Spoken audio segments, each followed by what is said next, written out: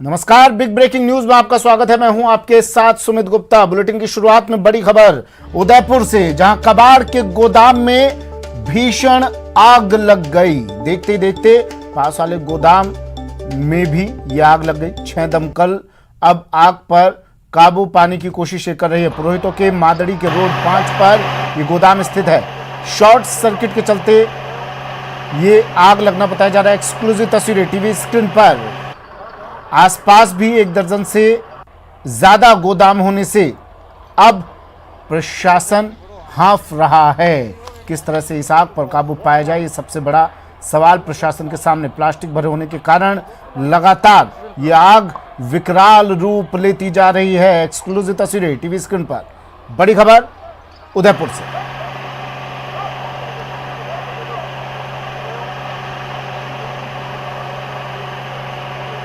उदयपुर में कबाड़ के गोदाम में आग लगी। शॉर्ट सर्किट कारण बताया जा रहा है। इस आग का 6 दमकलें मौके पर मौजूद हैं। आग पर काबू पाने की कोशिशें की जा रही है, लेकिन सबसे बड़ी समस्या ये कि आसपास जो गोदाम है ये आग वहां तक फैलती जा रही है। सतीश मेरे सहयोगी उदयपुर से फोन लाइन पर जुड़ गए हैं। सतीश, फिलहाल क्या स्थिति? जिस कबाड़ गोदाम की हम बात कर रहे थे, दरअसल वो एक फैक्ट्री के पीछे का पूरा हिस्सा था। तकरीबन 300 मीटर के पूरे दायरे में आग फैल चुकी है। आसपास के 2 गोदामों में आग फैली है। अभी भी दमकल की जो गाड़ियां है वो लगातार यहाँ पर फेरे लगा रही है। आग पर काबू करने के पूरे प्रयास यहाँ पर किए जा रहे हैं। मादड़ी जो पुरोहितों की है, वहां पर रोड नंबर 5 पर ये फैक्ट्री है और उस फैक्ट्री के पिछले इलाके में लगी थी। तो जिस पिछले इलाके में लगी थी वहां बेहद लंबे समय से कबाड़ का सामान इकट्ठा किया जा रहा था और अस्त व्यस्त अवस्था में वहां पर जो है प्लास्टिक वगैरह पड़ा था। चूंकि आज अचानक लगभग 9 साढ़े 9 बजे आग लगी है, उसके बाद से लगातार आग यहाँ पर बढ़ रही है। तेज हवा चल रही है और उसके साथ साथ पास में करीब 9 गोदाम है, तो उनमें आग नहीं बढ़ जाए, इसको लेकर प्रशासन की चिंता बढ़ी हुई है। लगातार वहां पर निगरानी रखी जा रही है। जो औद्योगिक इलाकों से जो निजी दमकल हैं उन्हें भी यहाँ पर बुलाई गई है। आग पर काबू करने के प्रयास फिलहाल इस वक्त तक यहाँ पर किए जा रहे हैं। 6 दमकलें बताया जा रहा है सतीश मौके पर मौजूद हैं और बताया ये भी जा रहा है कि आग काफी विकराल रूप लेती जा रही है। आसपास के गोदामों तक ये ना फैल जाए, इसकी कोशिश की जा रही है। क्या दमकलों की संख्या और दमकल कर्मियों की संख्या और बढ़ाई जा रही है, बढ़ाई जाएगी? सुमित, देखिए, ये औद्योगिक इलाके से लगता हुआ इलाका है और तकरीबन अब तक 16 दमकलें यहाँ पर मौके पर आ चुकी है। लगातार आ रही है, वापस फेरे लगा रही है, पानी वापस बरगल आ रही है। चूंकि सीमित संख्या में नगर निगम की दमकलें होती है, जो शहर से दूर इलाका है, औद्योगिक इलाका, तो निजी दमकलों की मदद भी यहाँ पर ली गई। इंडस्ट्रीज जो इनकी अपनी स्वयं की जो दमकल है उनकी भी यहाँ पर मदद ली गई। यानी 16 और 4 निजी, 20 दमकलें यहाँ पर फिलहाल आग पर काबू करने के प्रयास कर रही है। पास के जो 2 गोदाम है वहां पर आग ज्यादा नहीं बढ़ पाई, फिलहाल वहां पर रोक दिया गया। लेकिन जिस गोदाम में जो 34 नंबर का जो गोदाम है वहां पर लगातार आग बढ़ी हुई और अभी भी अंदर बड़ी मात्रा में प्लास्टिक भरा हुआ है। अंदर जाना बेहद मुश्किल हो रहा है और धुआं का गुबार इतना है कि तकरीबन 1 से 1.5 किलोमीटर का जो इलाका है उसे यहाँ पर सांस लेना बेहद मुश्किल हो रहा है। तो कहीं न कहीं एक चिंता तो यहाँ पर प्रशासन की बनी हुई है, क्योंकि प्लास्टिक बेहद ज्यादा ज्वलनशील होता जा रहा है, तो उसे काबू में करना यहाँ पर बहुत मुश्किल हो रहा है। ठीक है, शुक्रिया सतीश तमाम जानकारी के लिए। ये तस्वीरें देखकर आप अंदाजा लगा सकते हैं इस आग के विकराल रूप का। एक्सक्लूसिव तस्वीरें टीवी स्क्रीन पर। उदयपुर में कबाड़ के गोदाम में आग लगी है और सतीश बता रहे थे सहयोगी उदयपुर से, फैक्ट्री के पीछे का हिस्सा है और अब डर यही कि आसपास के गोदामों तक ये आग ना फैल जाए।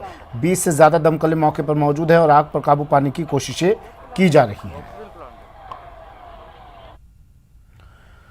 खबर अलवर से, अलवर के शाहजहांपुर कस्बे से खबर है, जहां कबाड़ के गोदाम में देर रात भीषण आग लग गई। आग की सूचना के बाद नीमराना बहरोड से दमकल की गाड़ियां मौके पर पहुंची और आग बुझाने में जुट गई। करीब 3 घंटे की मशक्कत के बाद आग पर काबू पाया गया, लेकिन आग बार बार और बढ़ती जा रही है, जिसे बुझाने की कोशिशें की जा रही है। आग के धुएं से आसपास के लोगों को सांस लेने में भी दिक्कतें हो रही है। पुलिस अब पूरे मामले की जांच में जुट गई है। ये एक्सक्लूसिव तस्वीरें टीवी स्क्रीन पर।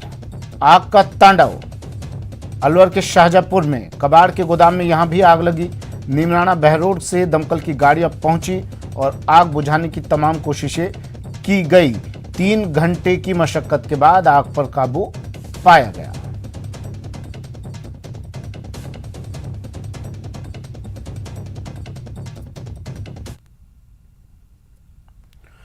और करौली से बड़ी खबर है, एक पुलिसकर्मी की हत्या यहां कर दी गई। पत्थर मार मार कर एक पुलिसकर्मी की हत्या कर दी गई।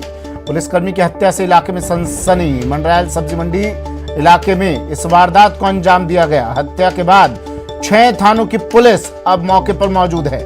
पुरानी रंजिश में यह हत्या का आरोप लगा है। संपत राजपूत पर हत्या का आरोप लगा है।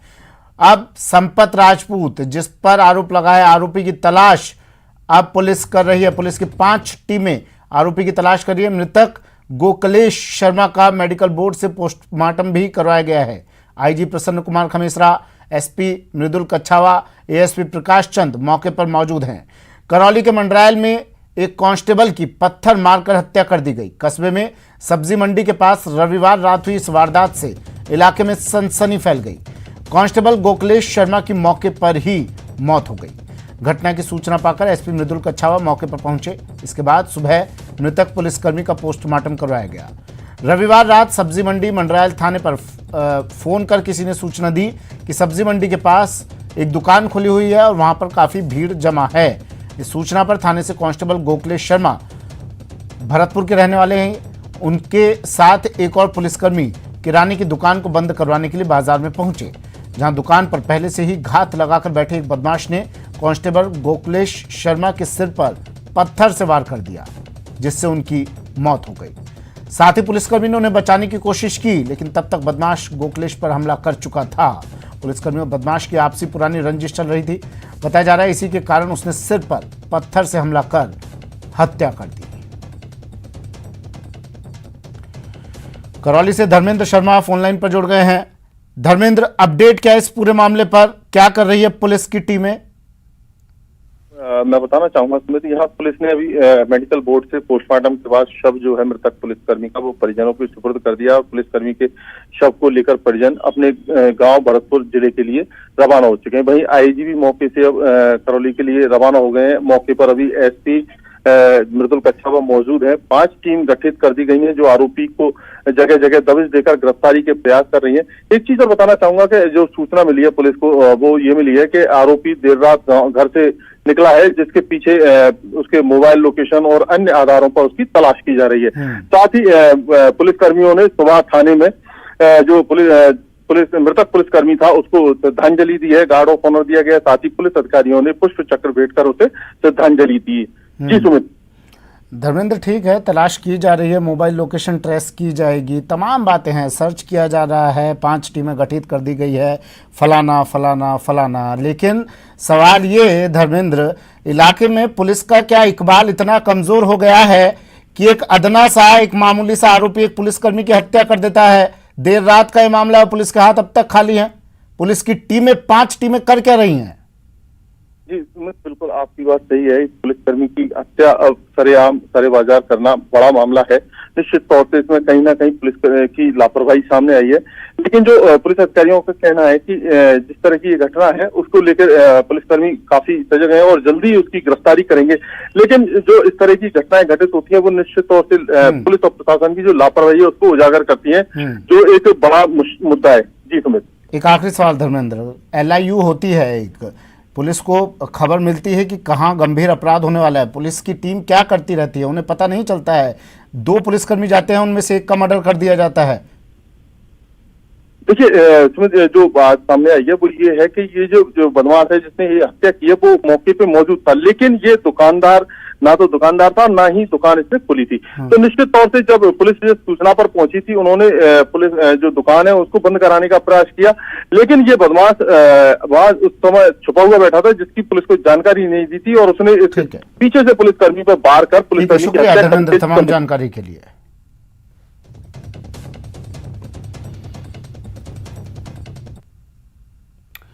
अजमेर भीलवाड़ा नेशनल हाईवे पीर बाबा की पुलिया सथाना के पास अनियंत्रित होकर एक ट्रक पलट गया। बड़ी मशक्कत के बाद क्रेन और ग्रामीणों की मदद से ड्राइवर को बाहर निकालकर चिकित्सालय ले जाया गया। जानकारी के अनुसार हैदराबाद से बीकानेर जा रहा एक ट्रक पीर बाबा की पुलिया सथाना के पास अनियंत्रित होकर पलट गया। ट्रक के पलटने की सूचना पर सथाना के पूर्व सरपंच अशोक साहू, वार्ड पंच दीपक कुमार, विजयनगर पुलिस मौके पर पहुंची और काफी मशक्कत के बाद क्रेन और ग्रामीणों की मदद से ट्रक चालक को बाहर निकाला गया।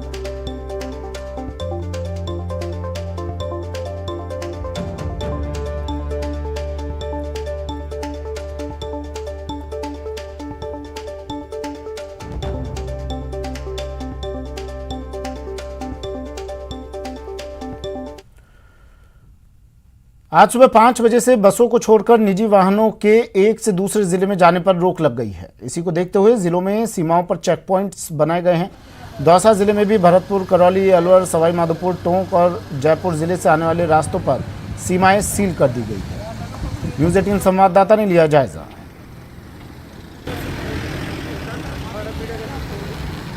सरकार ने नई गाइडलाइन जारी कर दी है। नई गाइडलाइन के आधार पर एक जिले से दूसरे जिले में जाने पर पाबंदी लगाई गई है। इसलिए दौसा के यहाँ पर जो अन्य जिले से लोग आ रहे हैं उनको रोका जा रहा है। यह जयपुर दौसा की सीमा है। भंडाना के पास ये पूरी नाका लगाया गया है, चेक पॉइंट लगाए गए हैं।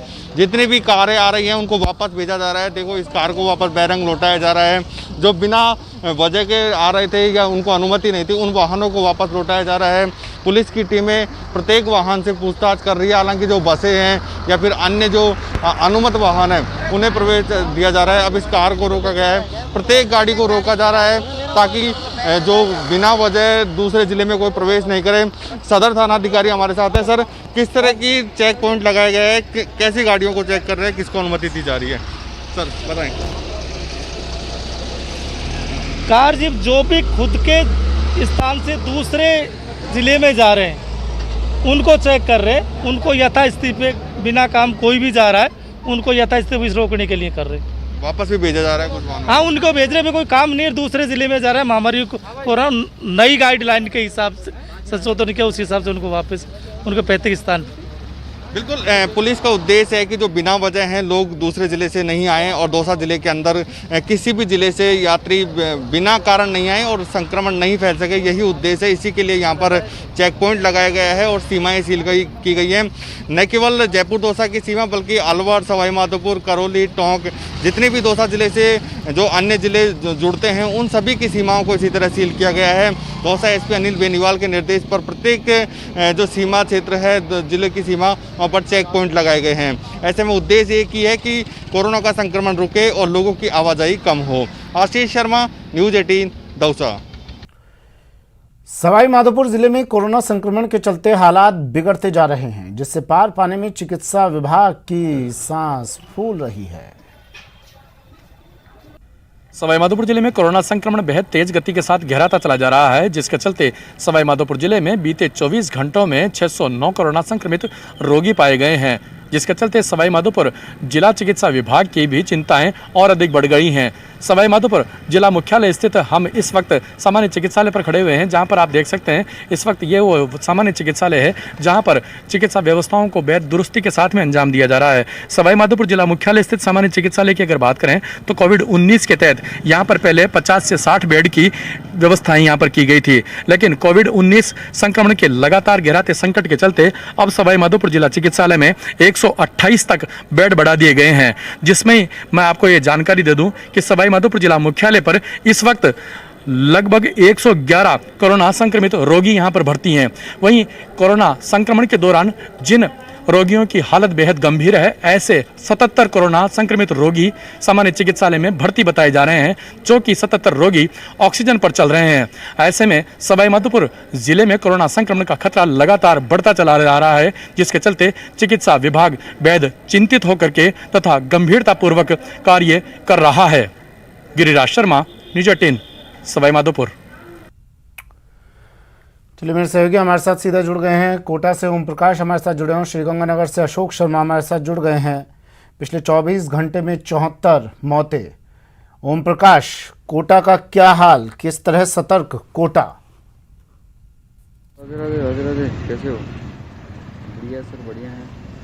कोटा में हालांकि कोरोना का आंकड़ा तो लगातार बढ़ता जा रहा है सुमित, लेकिन 2 दिन से थोड़ी सी राहत भरी खबर कही जा सकती है कि जो आंकड़ा 1000 के पार रोजाना आ रहा था वो 700 तक आके अटक गया है। उम्मीद की जानी चाहिए कि यही आंकड़ा यदि जो तेज गति से चल रहा वो आंकड़ों में जो गिरावट अब 2 दिन से देखने को मिल रही है, यही गिरावट यदि रही तो हालात सुधरने लग जाएंगे। लेकिन जो मौत का आंकड़ा है वो कम होने का नाम नहीं लिया जा रहा है। देर शाम को भी करीब 1 दर्जन मरीजों की मौत हुई थी, उनमें से पुष्टि 7 मरीजों के कोरोना पॉजिटिव मरीजों के मौत की पुष्टि चिकित्सा विभाग ने की है। तो कुल मिला के ये कहा जा सकता है कि कोटा में कोरोना का हालात फिलहाल ठीक नहीं कही जा सकते हैं, लेकिन जो जन अनुशासन पखवाड़े के तहत पुलिस की जो शक्ति जो सामने आ रही है, एक दिन में करीब 70 से 80 हजार रुपए का जुर्माना 500 से अधिक लोगों पे रोजाना लगाया जा रहा है, तो उनका कहीं न कहीं खासा असर देखने को मिल रहा है। उस असर के तहत ही कही जा सकती है कि जो 1200-1300 मरीजों की जांच रिपोर्ट पॉजिटिव आ रही थी,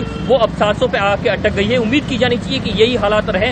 हालांकि ऑक्सीजन और बेड की कमी कोटा में जो स्थिति बनी हुई है भयानक, वो फिलहाल जारी है और मरीजों और उनके परिजनों को खासी परेशानियों का सामना करना पड़ रहा है। इन सब के बीच में यह कहा जा सकता है कि कोटा में कोरोना पॉजिटिव का आंकड़े में कुछ गिरावट देखने को मिली है। हालांकि आज फिर पुलिस सख्ती बरत रही है और लगातार जो 1200 से अधिक पुलिसकर्मी शहर के 76 स्थानों पर तैनात हैं और लगातार कार्रवाई कर जो कोरोना गाइडलाइन की पालना करने के लिए लोगों को समझाइश भी कर रही है, जुर्माना लगा रही है, चालान पे लगा रही है। जी ठीक है, श्रीगंगानगर लिए चलते हैं। अशोक हमारे साथ जुड़े हैं। अशोक, ग्रामीण इलाकों तक भी अब काफ़ी बड़ी तादाद में ये वायरस अपना संक्रमण फैला रहा है। बताया तो ये भी जा रहा है कुल संक्रमण का 30% हिस्सा ग्रामीण इलाकों में दिखाई दे रहा है और ग्रामीण इलाकों में तो स्थिति और भयावह हो जाएगी क्योंकि वहाँ सुविधाएं इतनी नहीं मिल पाती हैं। क्या स्थिति श्रीगंगानगर में?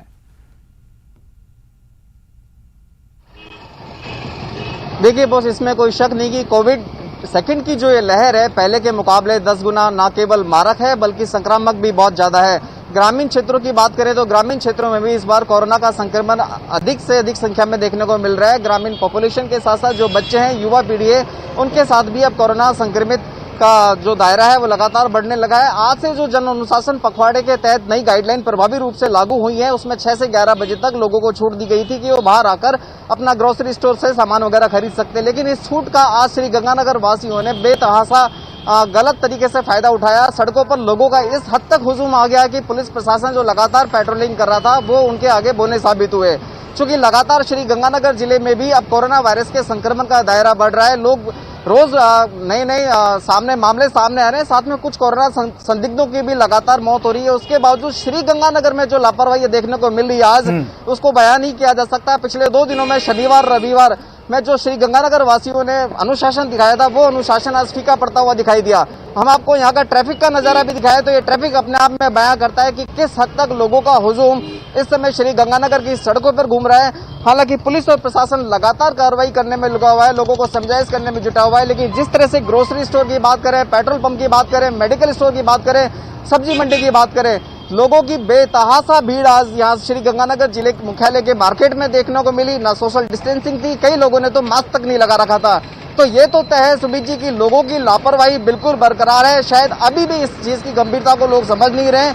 शायद इन नई गाइडलाइनों की पालना के लिए शायद अब प्रशासन को कुछ ज्यादा ही सख्ती बरतनी पड़ेगी, तभी ये संभव हो पाएगा। जी ठीक है, शुक्रिया अशोक तमाम जानकारी के लिए। ओम प्रकाश आपका भी शुक्रिया तमाम जानकारी के लिए।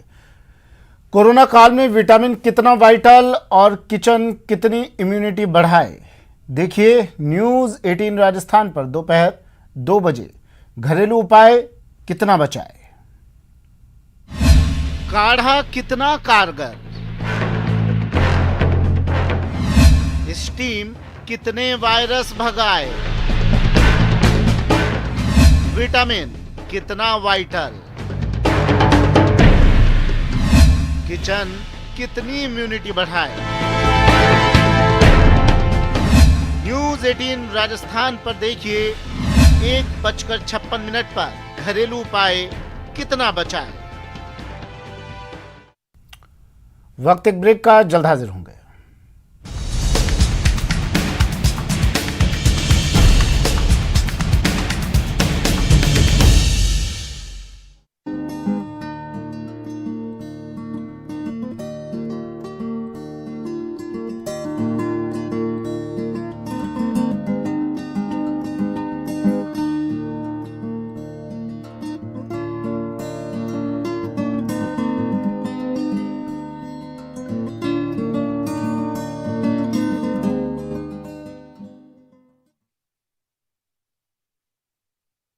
जिसको पीते ही ऐसा लगता है। जब आएगा ऑटो में रिपोर्टर, रोज रात 8:26 पर सिर्फ न्यूज 18 राजस्थान पर।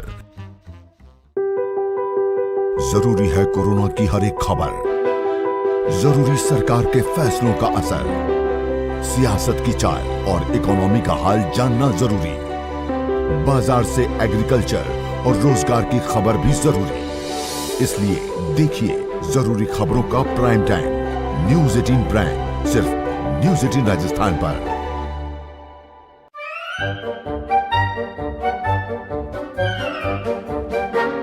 अखबार हुआ ठप, आउटडोर हुआ बेकार, टीवी ही दे रहा है विज्ञापन को तेज रफ्तार। करोड़ों दर्शकों तक न्यूज़ 18 पहुंचाएगा आपका ऐड। न्यूज़ 18 की टीम दमदार बनाएगी आपका ऐड शानदार। जल्दी कीजिए, कहीं छूट न जाए ये सुनहरा मौका। हमें मेल करके उठा लीजिए बड़ा फायदा। ये स्पेशल ऑफर है अगले 15 दिनों तक। साथ ही मिलेगा हमारी वेबसाइट पर प्रमोशन।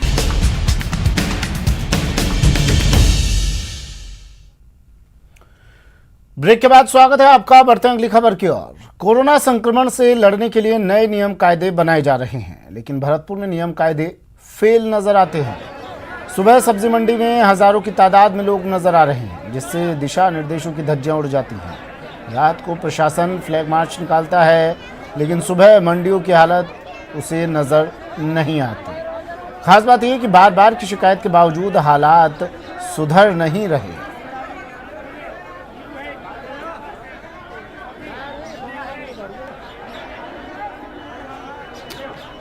ये तस्वीरें भरतपुर की हैं। देखिए कितना मुस्तैद है हमारी जनता, आम आवाम। प्रशासन के बार बार समझाइश के बाद भी, अपील के बाद भी मुख्यमंत्री अशोक गहलोत खुद अपील कर रहे हैं, लेकिन उसके बावजूद ये तस्वीरें बेहद डरावनी हैं। नए नियम कायदे बनाए जाते हैं, लेकिन ये लोग मानने को तैयार नहीं होते। सब्जी मंडी का ये नज़ारा है, भरतपुर की सब्जी मंडी है। आप देखिए और से, ना किसी के चेहरे पर मास्क नज़र आएगा, ना ही किसी तरह की कोई सोशल डिस्टेंसिंग। मानो ये लोग एंटी कोरोना प्रूफ शील्ड पहनकर घर से निकले हों और बिल्कुल बेपरवाह होकर यहाँ खरीदारी करने के लिए आए हैं। ये लोग एक साथ, मानो लगता है एक साथ ही पहुँचे हैं कोरोना को कुचल कर मार डालने के लिए। भरतपुर की तस्वीरें बेहद डरावनी। वहीं सवाई माधोपुर जिले में वीकेंड कर्फ्यू के बाद बाजार खुलते ही ग्राहकों की भारी भीड़ खरीदारी के लिए उमड़ पड़ी, जो कोरोना संक्रमण को खुले तौर पर दावत देती नजर आई। भरतपुर की ही तरह ये तस्वीरें। सवाई माधोपुर जिले में कोरोना संक्रमण जमकर कहर बरपा रहा है। बीते 24 घंटों की अगर बात करें तो सवाई माधोपुर जिले में चिकित्सा विभाग के अनुसार बीते 24 घंटों में 609 कोरोना संक्रमित रोगी सवाई माधोपुर जिले में पाए गए हैं, जिसके चलते सवाई माधोपुर जिला प्रशासन तथा चिकित्सा प्रशासन की जो चिंताएं हैं वो और अधिक बढ़ गई हैं। सवाई माधोपुर जिले में 2 दिवस तक वीकेंड कर्फ्यू का आलम रहा। उसके पश्चात आज जैसे ही मार्केट खुला है, आप देख सकते हैं सवाई माधोपुर जिला मुख्यालय के बाजारों में जमकर भीड़ उमड़ रही है। वहीं मुख्यमंत्री तथा कलेक्टर की गाइडलाइन के अनुसार शादी समारोह की सीजन को देखते हुए जो दुकानें खोली गई है, जहां पर जमकर ग्राहकी उमड़ रही है, लेकिन इस दौरान ना ही तो सोशल डिस्टेंसिंग की पालना हो रही है, ना ही लोग अपने चेहरों पर मास्क लगा करके निकल रहे हैं। ऐसे में इतनी भीड़ में कोरोना संक्रमण को विशेष रूप से खुली दावत दी जा रही है। वहीं सवाई माधोपुर जिले में अगर मुख्यमंत्री के द्वारा जारी की गई सरकारी गाइडलाइन का उपयोग अगर नहीं किया गया, तो ऐसे में इस संभावना से इनकार नहीं किया जा सकता कि सवाई माधोपुर जिले में कोरोना संक्रमण के चलते और अधिक हालात विकट हो सकते हैं। गिरिराज शर्मा, न्यूज़ 18 सवाई माधोपुर। चलिए, भरतपुर और सवाई माधोपुर में आपने कोरोना स्प्रेडर्स को देख लिया। अब आपको अजमेर लिए चलते हैं। अजमेर में भी लगातार बढ़ते कोरोना मामलों के बावजूद आमजन में जरा भी खौफ नहीं है। न्यूज़ 18 संवाददाता ने आगरा गेट सब्जी मंडी का लिया जायजा।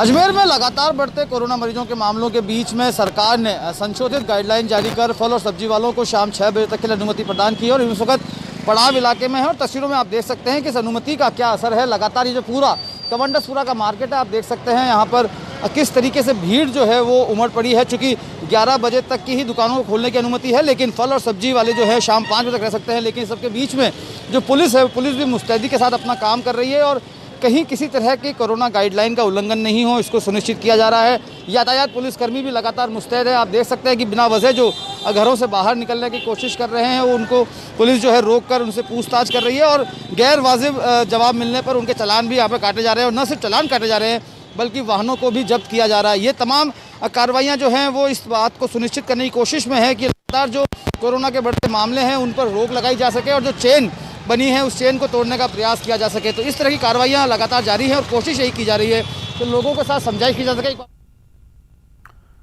और अब आपको दिखाते हैं रेगिस्तान में अर्जुन की दहाड़। पोखरण में अर्जुन टैंकों की ताकत को परखा गया। धोरो में अर्जुन ने भी अपना दमखम दिखाया। दुश्मनों में अर्जुन का खौफ। मरुधरा में अर्जुन का दम। रेगिस्तान में अर्जुन की दहाड़। हार में अर्जुन गर्जना। देख लो चीन, संभल जाओ पाकिस्तान। यह हिंदुस्तान के अर्जुन की दहाड़ है। रेगिस्तान के बाहुबली की हुंकार है।